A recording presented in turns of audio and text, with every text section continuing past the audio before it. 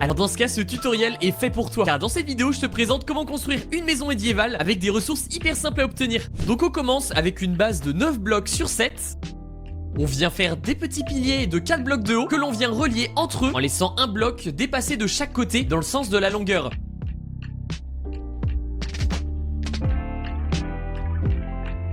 On vient faire cette forme-là avec des escaliers et des blocs pleins. Il faut bien utiliser du bois de sapin. Moi j'en utilise un autre, histoire que ce soit un petit peu plus lisible.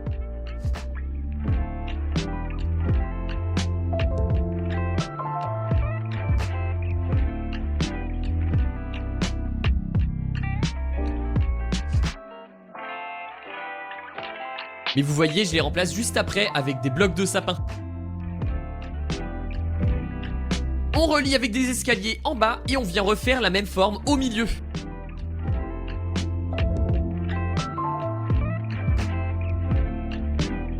Une fois cela fait, on vient mettre des escaliers d'ardoise à l'endroit à l'envers et une rangée de blocs juste au-dessus. Et vous doutez bien, il faut faire ça de chaque côté.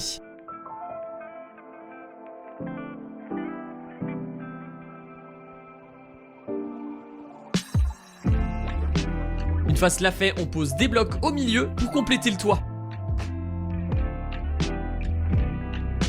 On vient éclairer avec des petites lanternes tout autour et on vient mettre des petites trappes que l'on referme sur les côtés encore une fois.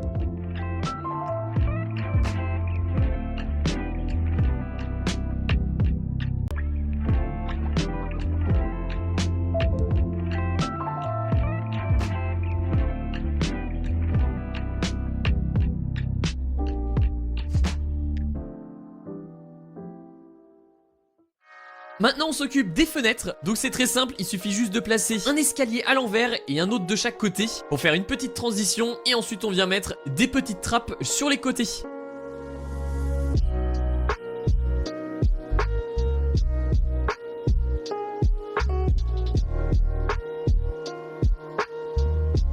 On vient faire la même chose mais dans l'autre sens sur le dessus et enfin des barrières de sapin sur les côtés et au niveau des fenêtres. On fait ça de tous les côtés où il y a des fenêtres et pendant que je suis en train de les construire, n'hésitez pas à vous abonner et à liker cette vidéo parce que si vous êtes rendu à ce moment-là du tutoriel, ça veut dire qu'il vous aide et je compte sortir encore plein d'autres constructions. On s'occupe de la porte d'entrée, c'est un petit peu pareil mais avec des dalles sur les côtés et on vient mettre des barrières sur les côtés.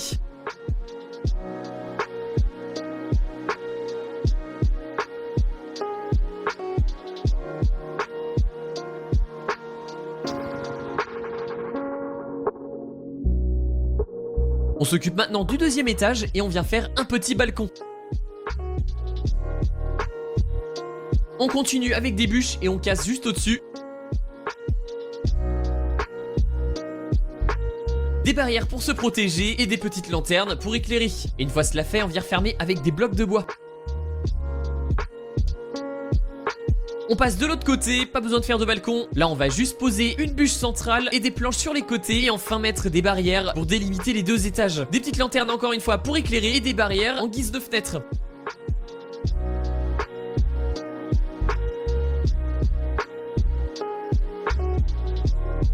On peut rajouter du détail avec de la pierre moussue et pareil pour les escaliers sur le côté, on peut en rajouter histoire de rajouter un peu de relief sur les côtés.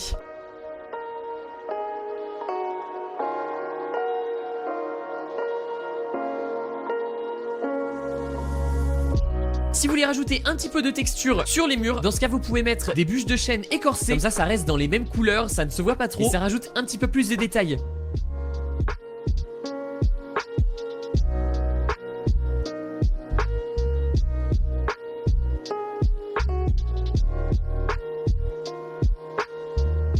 Et pareil sur le toit, personnellement j'aime bien rajouter la pierre des abîmes cassés. C'est un tout petit détail qui ne se voit pas du premier coup d'œil mais qui fait toute la différence.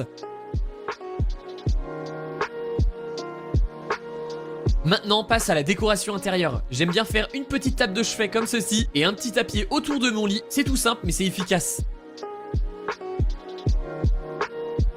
Pareil, je viens mettre un porte-armure avec la plus belle armure que vous avez. Personnellement c'est en netherite.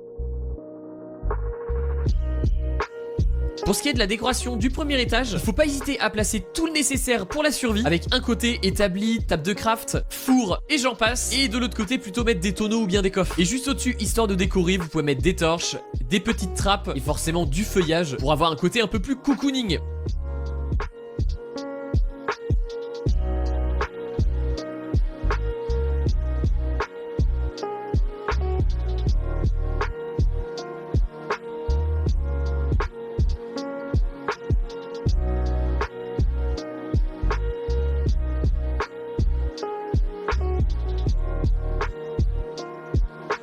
vous montre ce que ça donne de l'autre côté. Personnellement, j'adore.